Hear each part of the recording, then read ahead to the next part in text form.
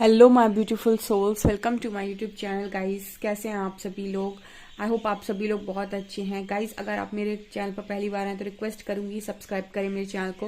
मेरे एक और चैनल है guys psychic tarot Shivi triple, उसका लिंक आपको डिस्क्रिप्शन में मिल जाएगा। अगर आप स्पिरिचुअल रीडिंग में इंटरेस्टेड हैं तो आप उस चैनल को सब्सक्राइब कर सकते हैं। उस पर भी कॉन्टिन्यूस वीडियो आएंगे अभी डेफिनेटली। यहाँ पर हम रीडिंग को स्टार्ट करते हैं। एंड टॉपिक रहने वाला है गाइस कि आपके पार्टनर और परमात्मा के बीच में इस वक्त में क्या चल रहा है।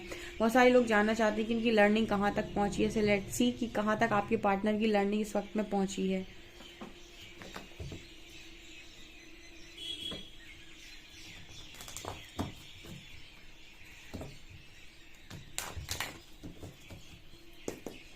प्लीज गाइड कीजिए एंजल्स, मेरे व्यूअर्स जो भी हैं इनकी पार्टनर की लर्निंग इस वक्त में कहाँ तक पहुंची है। आपके और मेरे व्यूअर्स के पार्टनर्स के बीच में क्या चल रहा है। प्लीज गाइड कीजिएगा हरिहरा, प्लीज गाइड मी।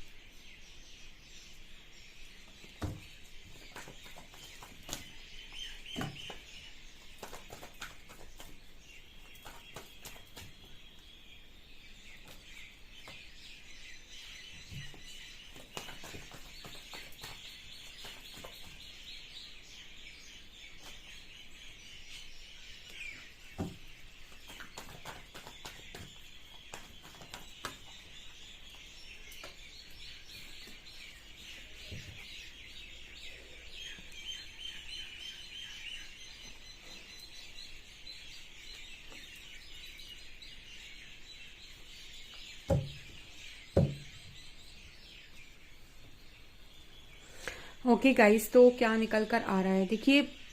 जो भी आपका पार्टनर है, आपके पार्टनर और परमात्मा के बीच में बेसिकली क्या चल रहा है।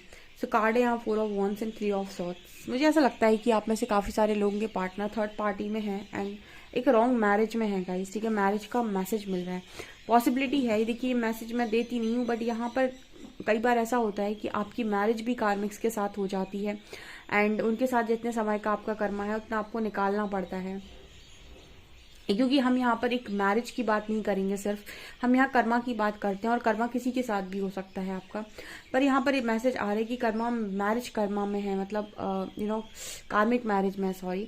सो आपका जो पर्सन है वो कार्मिक मैरिज में है। एंड डिफरेंस क्या है गाइस, सबसे ज़्यादा इंपॉर्टेंट होता है कि यूनिवर्स समझाने की जो कोशिश करते हैं वो समझाने की कोशिश करते हैं कि एक जिद की मैरिज में एंड एक लव की मैरिज में कितना डिफरेंस है।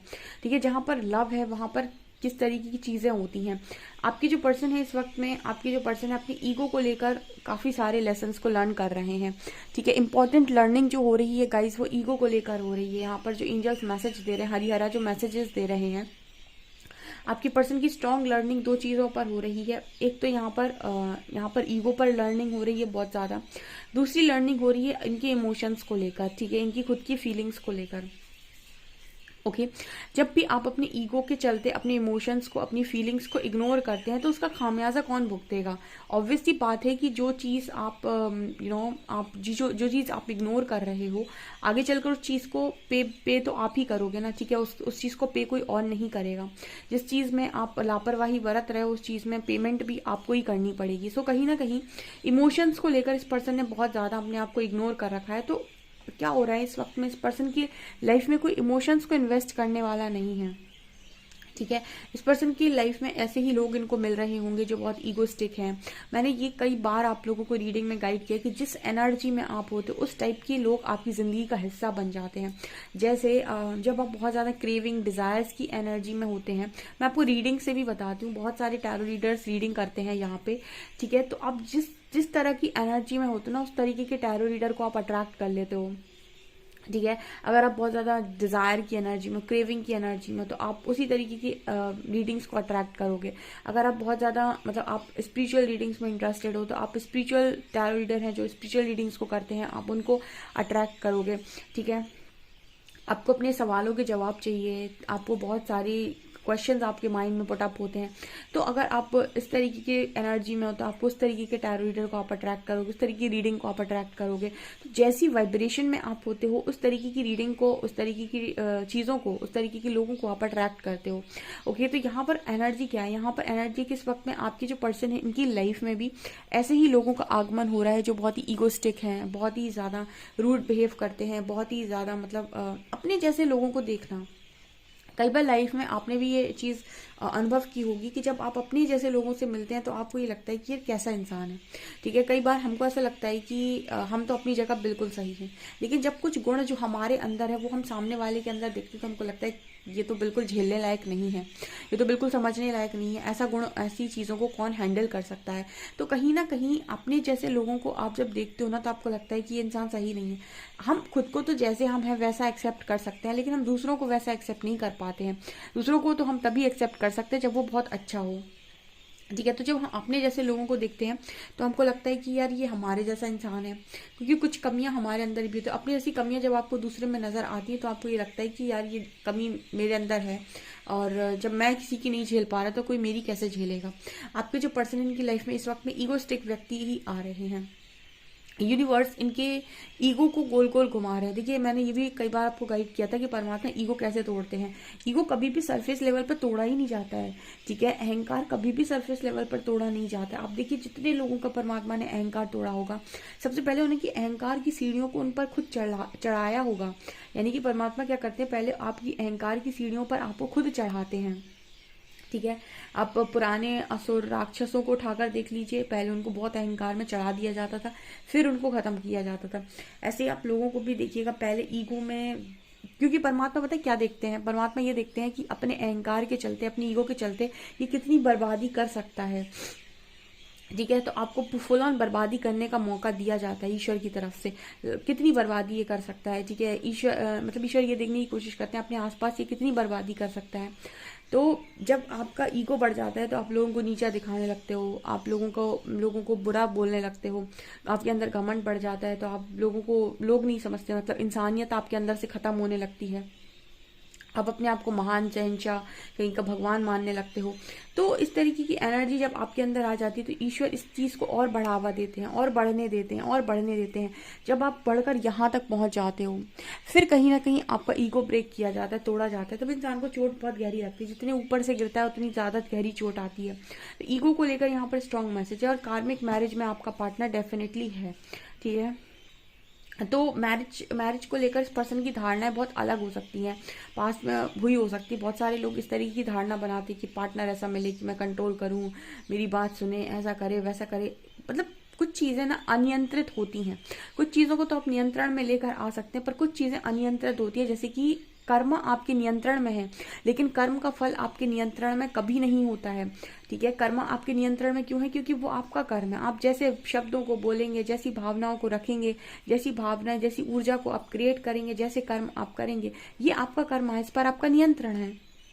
लेकिन इसका फल पर आपका नियंत्रण नहीं है। जैसी आपने चीज़ों को क्रिएट किया होगा वैसी चीज़ें घूमकर आप तक आएंगी, तो उन पर आपका नियंत्रण नहीं होता है। तो कहीं ना कहीं आपके पर्सन ने इंटेंशन जैसे डाले हैं शादी को लेकर, वैसी ही चीज़ें यहाँ पर इस पर्सन को देखने को मिल रही हैं। परमात्मा ने मुझे सबसे अच्छी चीज़ एक सिखाई थी कि दुनिया चाहे जितनी बर्बाद हो जाए, चाहे जितना कुछ भी कहीं भी कुछ भी गलत हो रहा हो, अपने इंटेंशन को कभी नहीं बिगाड़ना।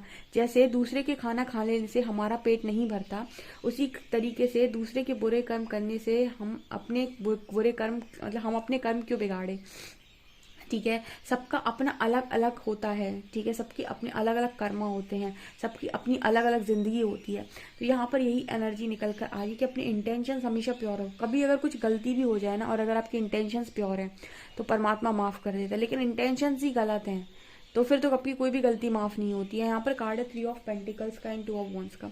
आपके जो पर्सन है ना, इनको जिंदगी में डिसीजन लेना नहीं आया। इनका मोस्ट ऑफ द टाइम ऐसा रहा है कि डिसीजन इन्होंने ये सोच कर लिया है कि लोग क्या कहेंगे।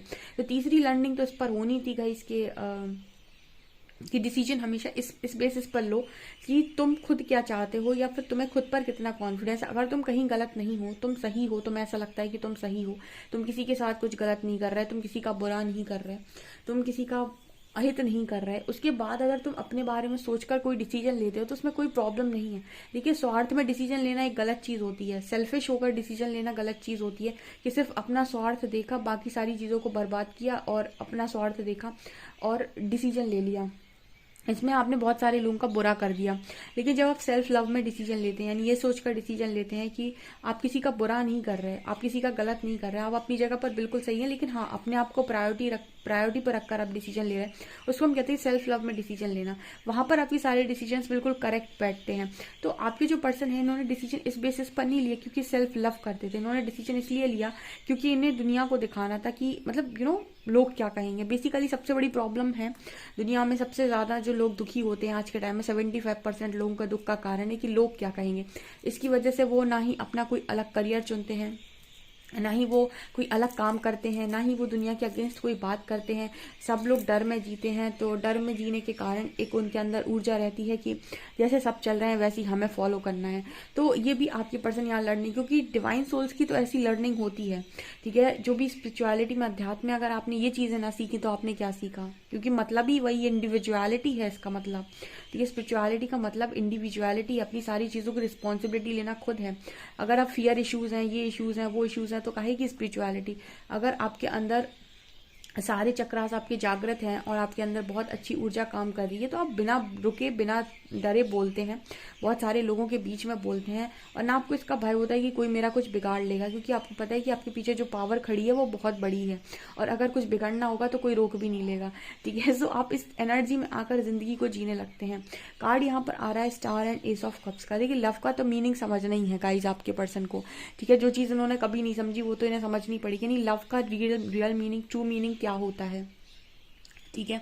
और इस पर्सन की एनर्जी लव को लेकर चल रही है कि जो आप जो ईश्वरी प्रेम क्या होता है, ठीक है, गॉड्स लव क्या होता है, हम ये कह सकते हैं कि डिवाइन लव क्या होता है, ये इस पर्सन को यहाँ पर सीखना है, और ये चीज पर्सन सीख रहे हैं यहाँ पर, ठीक है। ये चीज आपके परमात्मा आपके पार्टनर को सिखा रहे हैं।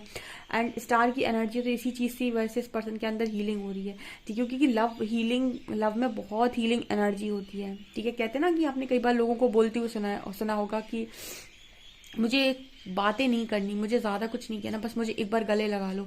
आप कोई भी अगर आपको प्यार से गले लगाकर ये कह देता है कि कोई बात नहीं, मैं हूं ना, कोई भी हो, वो आपके फैमिली मेंबर हो, पेरेंट्स हो, आपके ब्रदर सिस्टर हो, कोई भी हो, जो आपको गले लगाकर ये कह दे अरे यार कोई दिक्कत नहीं, मैं हूं ना, उतने में ही आपको कितना ज्यादा मतलब ऐसा लगता है कि यस कुछ है मेरे पास, ठीक है। वही कितनी इंपॉर्टेंट हीलिंग हो जाती है। अगर कोई एक लाइन बोल दे कि कोई बात नहीं, मैं हूं ना, सब ठीक हो जाएगा, उस लाइन में इतनी हीलिंग है ना कि व्यक्ति शांत हो जाता है। तो कहीं ना कहीं लव में कितनी हीलिंग एनर्जी होगी। सोचिए, अगर कोई के पास पूरा ट्रू लव मौजूद हो, ठीक है, और पूरा ट्रू लवर उस व्यक्ति के पास उसका हो और वो उसकी बहुत केयर करता हो, तो सोचिए उसके पास कितनी ज्यादा हीलिंग होगी, कितना ज्यादा खुशनसीब वो इंसान होगा। और आपके जो पर्सन है, ऐसे खुशनसीब इंसान को आपके पर्सन ने ठोकर लगा दी। तो यहाँ पर कहीं ना कहीं आपके जो पर्सन है उनको ये चीज समझ में आ रही है कि लव में सबसे ज्यादा हीलिंग पावर होती है, और यही कारण है कि आपके पर्सन को आपकी लाइफ में भेजा गया था कि आप इस पर्सन को हील करें, तो इनको रियलाइज हो, लव का मीनिंग समझ में आया, बट इस पर्सन ने आपसे नहीं सीखा।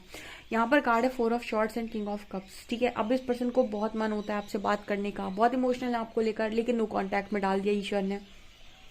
ठीक है। परमात्मा डालते हैं नो कांटेक्ट में, परमात्मा देख लेते हैं ना सामने वाले व्यक्ति को कितनी कदर है, उस हिसाब से नो कांटेक्ट, और उसी व्यक्ति का मन ऐसा हो जाता है कि वही आपको सामने से बात नहीं करेगा, आपको कॉल नहीं करेगा। इसलिए नहीं करेगा कि वो आपके अंदर इमोशंस जो है ना उससे आपको मिलवाना चाहता है कि आपके अंदर कितने इमोशंस भरे पड़े हैं जिसे आप अपने ईगो के चलते इग्नोर करते हैं। तो ये चीज़ भी यहाँ पर कहीं ना कहीं इस पर्सन को सिखाई जा रही है।